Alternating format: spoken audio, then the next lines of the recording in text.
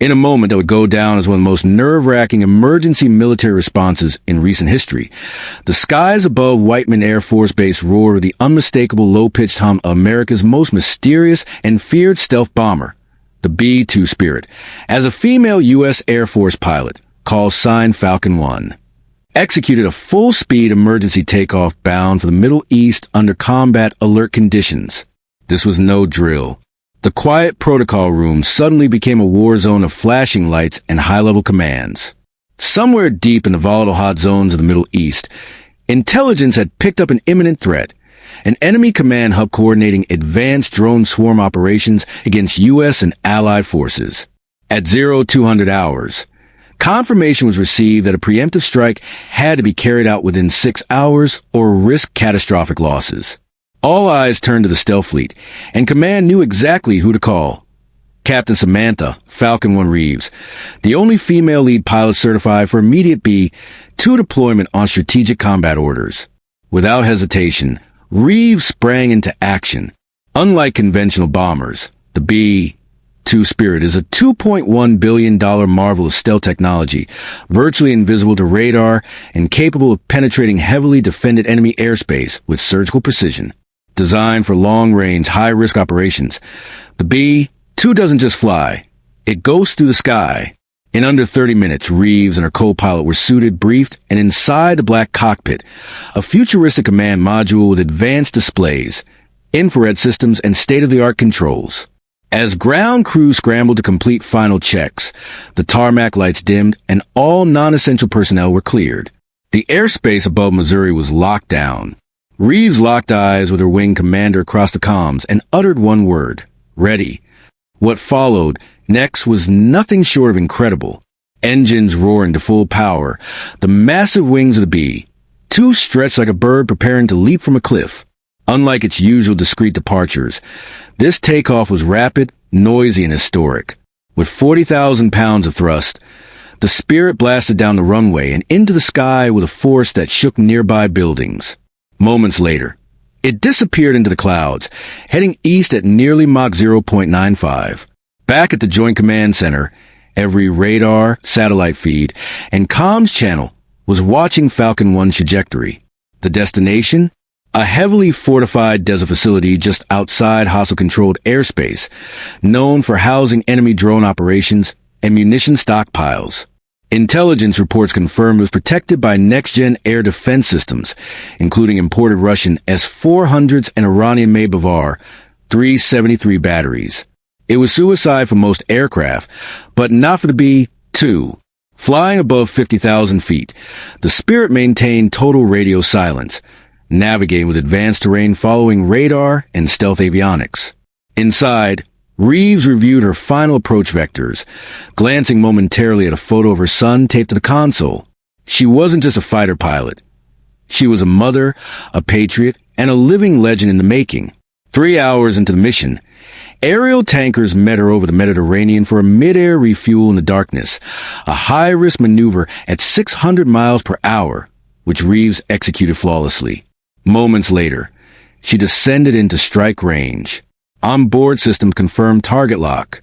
As anti-air batteries scanned the skies in vain, the B-2 flew directly above the enemy radar grid undetected. At precisely 0535 Zulu time, Falcon One released 2 GBU, 57 massive ordnance-penetrator bombs, bunker busters capable of slicing through 200 feet of reinforced concrete. The bomb struck with pinpoint accuracy, igniting an explosion so massive that seismic sensors in 3 neighboring countries detected it. Seconds later, satellite images confirmed the entire enemy base had been reduced to rubble. Drone signals went silent. Communications from the target sector ceased. Enemy commanders were confirmed eliminated, but the mission wasn't over yet. On the return journey, a rogue MiG-29 scrambled from a nearby base, attempted interception after the blast. Though invisible to radar, the B-2 was spotted visually due to sunrise glare. In a move that stunned analysts, Reeves pulled a 45-degree evasive climb at nearly 600 knots, pushing the Spirit's flight envelope to the edge. The MiG pilot couldn't match her altitude and overshot, losing contact as Reeves re-engaged stealth mode and vanished. By the time she crossed back into friendly airspace, applause broke out across every U.S. command center monitoring the mission. Reeves had pulled off what many deemed impossible: an emergency takeoff, cross-continental strike, deep penetration into one of the most heavily defended regions in the world, successful elimination of a critical target, and an escape from interception, all solo at the controls of a $2 billion national asset. Her mission saved hundreds, perhaps thousands, of American and Allied lives that day. And she did it with calm precision, humility, and unmatched skill. When the B-2 finally landed back at Whiteman AFB under the cover of dusk, ground crew surrounded the aircraft in awe. She popped the hatch, stepped onto the tarmac, and simply nodded. No press conferences, no grandstanding, just another day in the life of a warrior. The Department of Defense would later declassify portions of the mission to showcase America's unmatched readiness and to send a chilling message to adversaries. When you threaten U.S. interests, there is no place too far, no bunker too deep, and no air defense too advanced to stop American resolve. And at the center of that resolve, leading from the front, was a woman whose call sign now echoes through Air Force halls with respect: Falcon One. Her actions have already inspired a new generation of female pilots and proven that in the modern era of warfare, gender is irrelevant.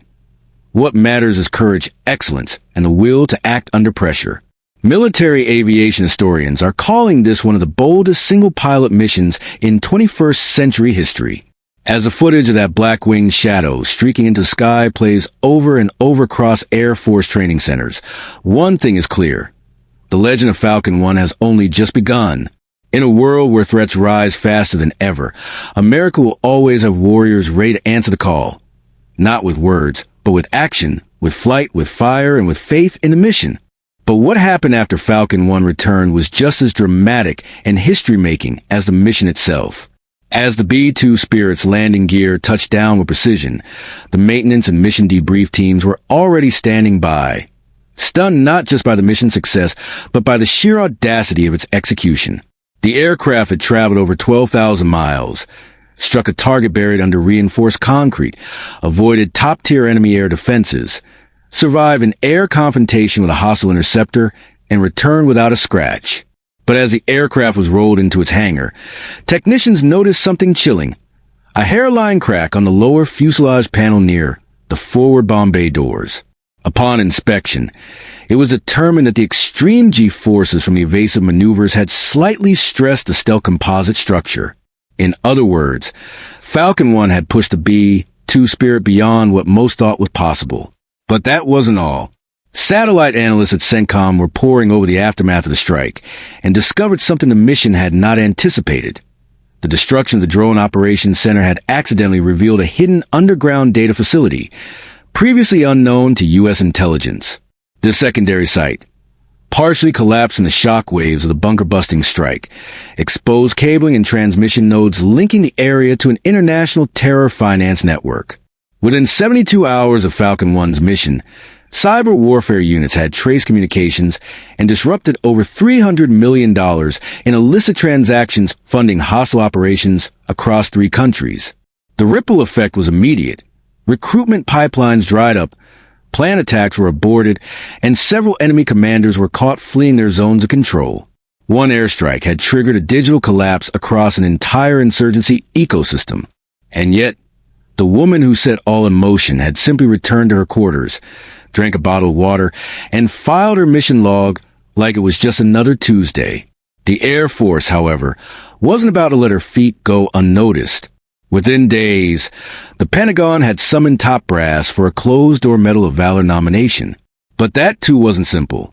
Some within the Defense Department debated whether the mission, being so classified, could even be publicly recognized. Others argued that heroes like Reeves were needed more than ever, to remind the public, the world, and even future recruits that courage still soars in the skies in the form of American steel and unmatched pilots. By the end of the week, news had leaked. Headlines exploded. Female pilot evades death over Middle East in secret U.S. strike. B-2 Spirit mission rewrites Air Force playbook. And America's Falcon One, the hero you didn't know you had. Though Reeves refused interviews, her story caught fire among the ranks. At Air Force academies, cadets watched grainy security footage of her emergency takeoff on repeat. In locker rooms and flight simulators, her maneuvers became training case studies. For young women in ROTC programs across the nation, she became a symbol, a living example of grit, brilliance, and composure under pressure. The president briefed personally in the Situation Room about the mission's success, ordered a private commendation ceremony at the White House. Held behind closed doors and without cameras, the event included the Joint Chiefs, the Secretary of Defense, and Reeves family.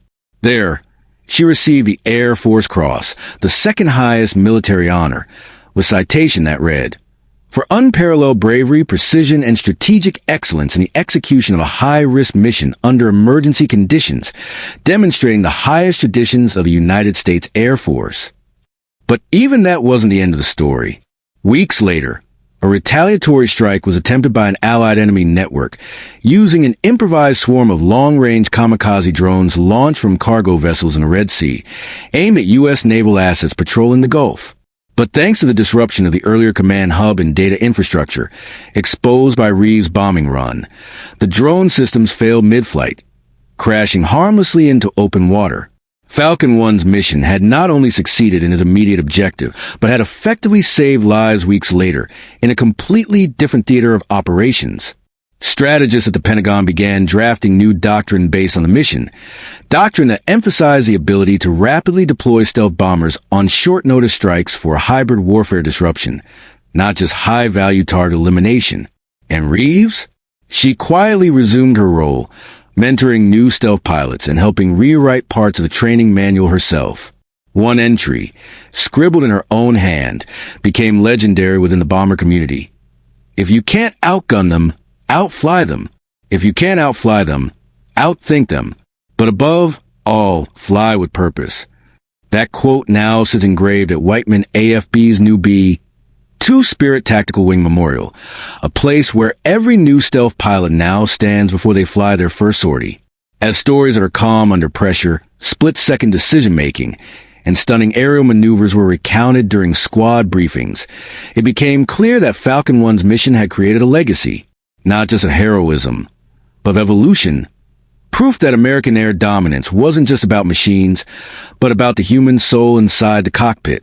Global allies, upon hearing whispers of the mission's success, began requesting joint stealth training programs and information-sharing agreements. Even adversaries issued internal alerts to upgrade radar systems and recheck their defensive layouts.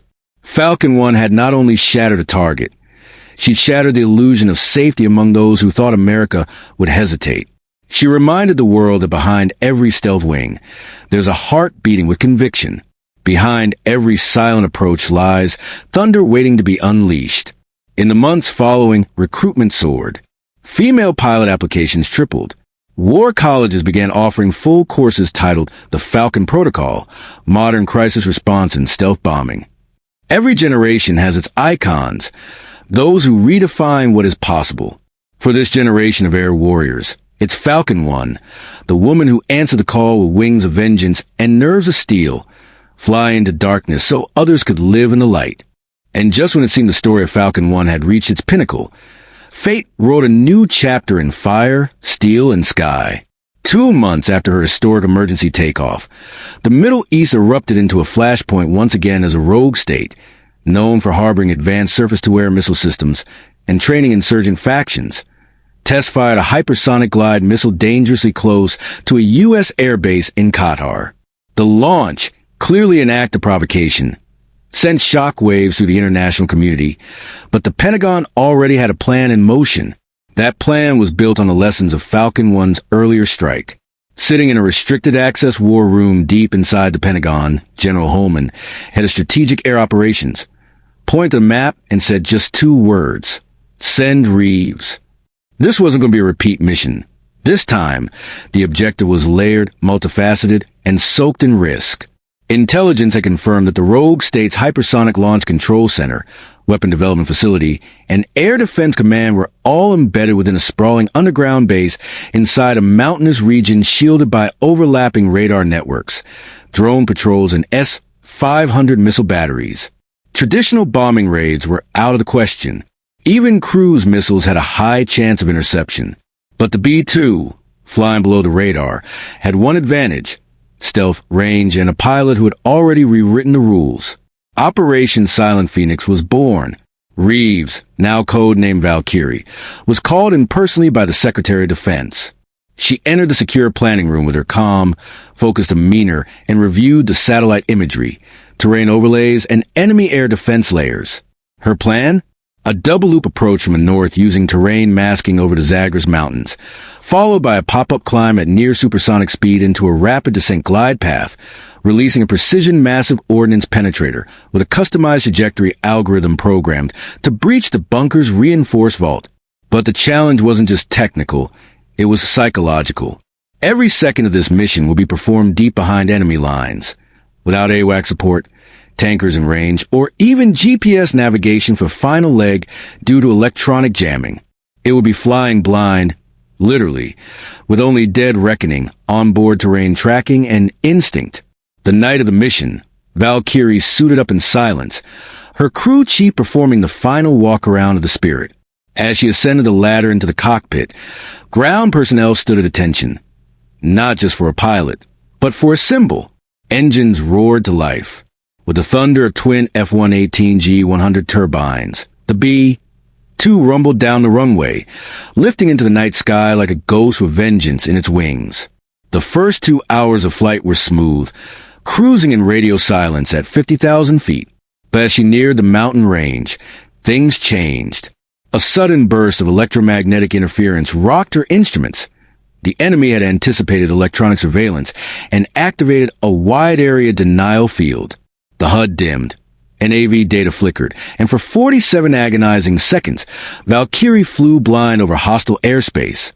But she held her course, recalibrated manually, and engaged terrain following radar just in time to avoid a ridge crest.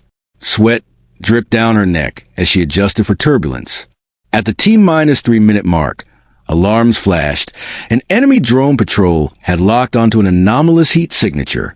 One drone peeled off, vectoring toward her path. She had seconds. Flipping a switch, she released a specially designed microwave emission decoy, a classified piece of tech never before used in combat. The decoy exploded mid-air, frying the drone's sensors and causing it to spiral out of control.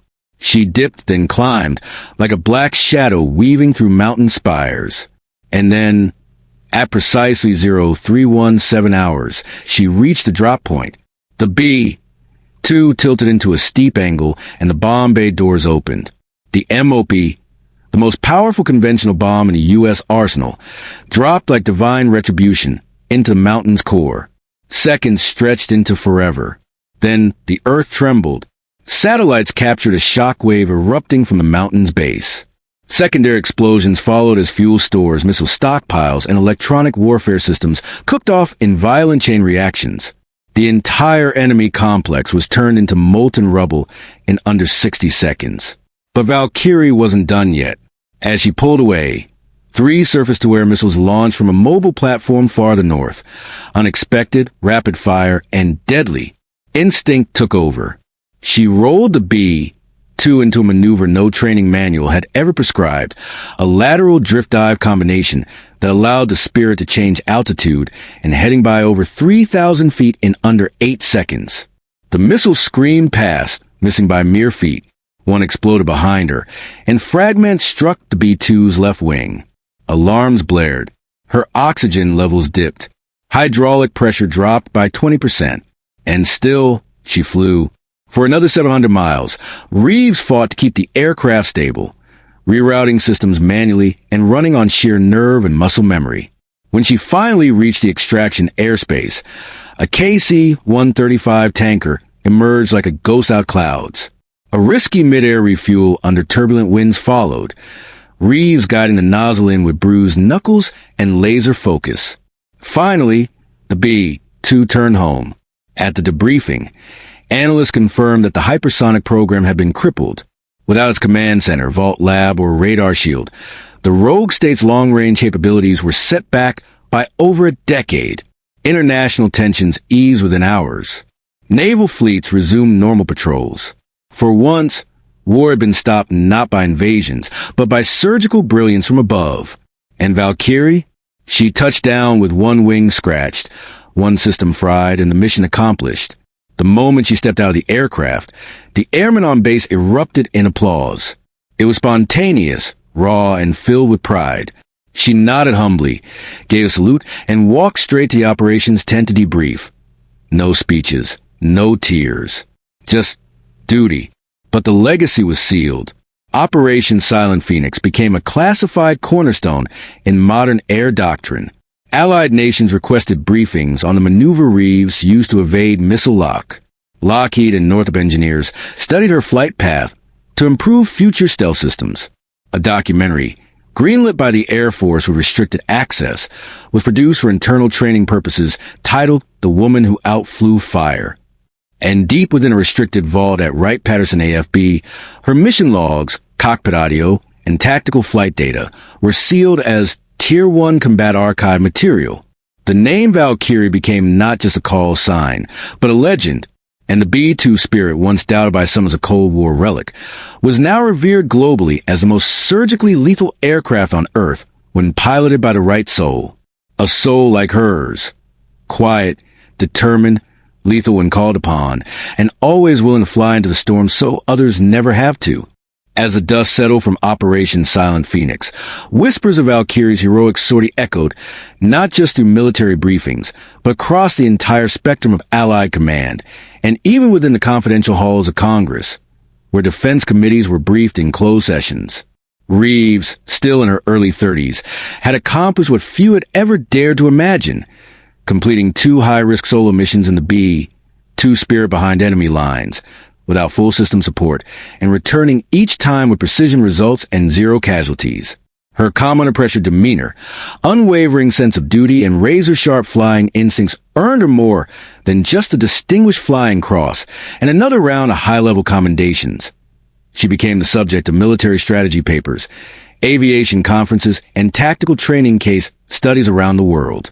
At Creech Air Force Base, where elite drone pilots are trained, her mission replay was integrated into an advanced threat assessment simulator for future strike coordination teams. Meanwhile, General Holman, during a classified speech to NATO air strategists in Brussels, referred to Reeves as the human edge in an age of machines, a reference to the growing debate over manned versus unmanned strike operations. Reeves, however, remained grounded in the most literal and figurative sense. She rejected a promotion to a Pentagon desk job, turning down a lucrative leadership position in strategic command that would have taken her out of the cockpit. Her only request? "Keep me flying," she said. And so she returned to the skies, this time mentoring the next generation of stealth pilots at Whiteman Air Force Base, home of the B-2 fleet. There, under her guidance, a new squadron of elite female pilots was formed, unofficially dubbed the Silent Valkyries, and their training regimen, rigorous, relentless, and precision-focused, was developed directly from Reeves' own mission logs. Across the Atlantic, British and Israeli Air Forces sent officers to observe and integrate some of Reeves' maneuvering strategies into their own stealth training programs. Even adversary nations took notice. A leaked Russian intelligence report labeled her the most dangerous pilot in the Western arsenal, and recommended countermeasure development focused specifically on low-profile, female-piloted stealth incursions, a backhanded confirmation of her lethal reputation. Yet, behind the accolades and growing global legend, Reeves remained intensely private. She declined interviews, refused TV specials, and only participated in one documentary, and even then anonymously with her voice distorted. Her identity, while known within high-level military circles, was deliberately protected by the Department of Defense to prevent becoming a target of influence operations or worse. But that didn't stop the legend from spreading like wildfire across online forums, military think tanks, and aviation enthusiast circles. Enthusiasts began modeling their flight simulations after her known missions. A B-2 Spirit scale replica with the call sign Valkyrie One was displayed at the Smithsonian Air and Space Museum beside other iconic American aircraft. Meanwhile, Lockheed Martin and Northrop Grumman accelerated development on the next-generation stealth bomber, partially influenced by feedback from Reeves' debriefings. incorporating adaptive AI co-pilots, terrain ghosting radar, and emergency high-speed evasion systems inspired directly by her maneuvers. Inside classified Air Force documents, Operation Silent Phoenix was upgraded to Tier Zulu Threat Response Doctrine, the highest designation for stealth retaliatory options. Military academies began to treat her mission the way naval cadets studied Midway or Army officers dissected Black Hawk Down, line by line, action by action, extracting every lesson and reinforcing one clear message. Technology means nothing without the warrior's heart. Back at Whiteman on a calm Missouri evening, Reeves stood on the tarmac with a flight group as a new B-2 taxied in.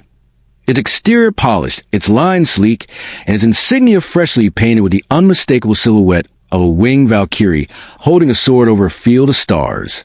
It was the latest spear in the fleet, and unofficially named after her. Command offered to let her fly at first. She nodded, smiled faintly, and boarded without a word.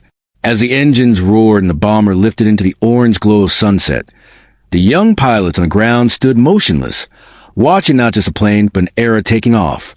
Somewhere high above, she flew again. Not for war, not for glory, but for readiness, for legacy, and for the unshakable belief that when the world grows dark, someone must always be ready to answer the call with wings of silent thunder. That night, a satellite photo captured a vapor trail crossing the Pacific at 60,000 feet. Straight, unwavering, flawless. Command smiled. The Valkyrie still flew. And across every airbase, from Diego Garcia to Guam, from Ramstein to Al Udeid, her name remained on the ops board, not just as a mission leader, but as the gold standard. In the story of the B-2 Spirit, in the chronicles of the U.S. Air Force, in the future playbooks of aerial warfare, one pilot has a legacy not in medals, but in missions that change the course of conflict. A woman, a warrior, a shadow in the sky. The one who took off at full speed into the unknown and never looked back.